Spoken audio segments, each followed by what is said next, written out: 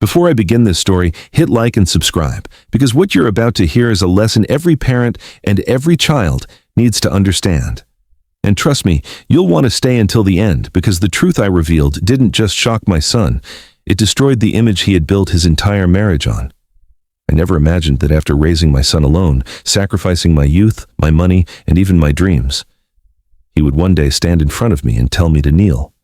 Not for him, but for his wife. But let me start at the beginning, because this story didn't begin with disrespect.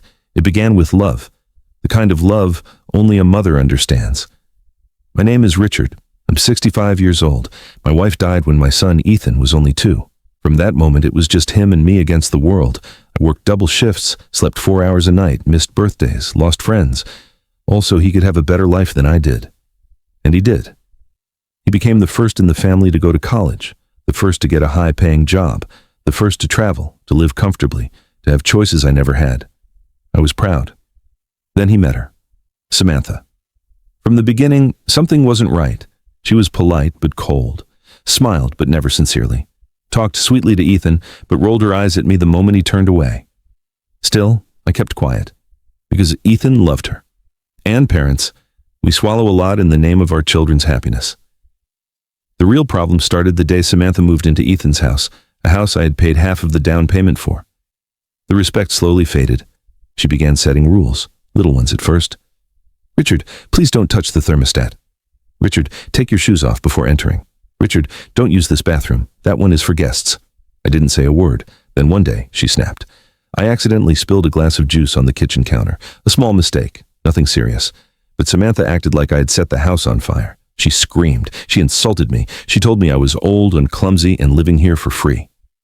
Ethan walked in right at that moment, and instead of defending me, he defended her. And that's when it happened. The moment I will never forget.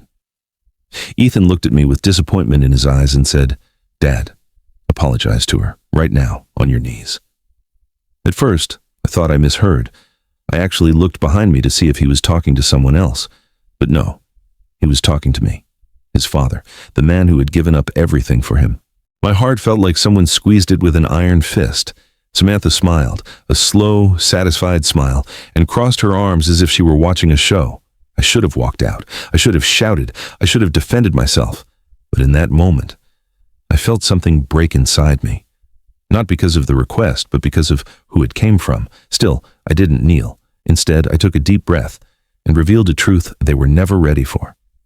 I looked at Ethan and said, "You want me to apologize? Fine, but only after you hear the truth." The room went silent. I continued, "Do you know why I worked double shifts? Why I never spent the money your mother left behind? Why I never remarried? Why I tolerated disrespect just to stay close to you?" Ethan frowned. Samantha rolled her eyes. I opened my wallet and took out a folded paper I had carried for years, a letter from Ethan's mother, written before she died. I never planned on reading it to him, but that day, I had no choice. I handed it to Ethan and said, "This is the real reason I stayed by your side, the real reason I sacrificed everything, and the reason I will not kneel." He read the letter. In it, his mother wrote that she knew she wouldn't live long, that she asked me to raise Ethan with love, that she begged me never to abandon him, and most importantly, that she left her entire savings to him, not to me, and told me to protect it until he was old enough. Ethan froze. I continued, "You think I am a burden? Son, I'm the only reason you're standing on your own 2 feet today." Then I turned to Samantha.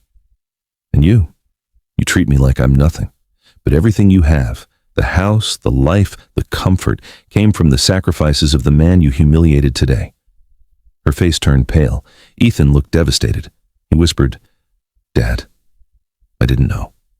I replied, "You didn't want to know. That's the problem." Then I stood up, grabbed my coat, and walked toward the door. For the first time in his life, Ethan ran after me. "Dad, please don't go. I'm sorry." I turned around and said calmly, "Respect is not something I should beg for, especially not from my own child." And I left. Sometimes the people we sacrifice the most for are the ones who forget the value of those sacrifices. And sometimes walking away is the only way to remind them. If you believe no parent should ever be disrespected, click like, subscribe for more stories, and comment respect below to support this message.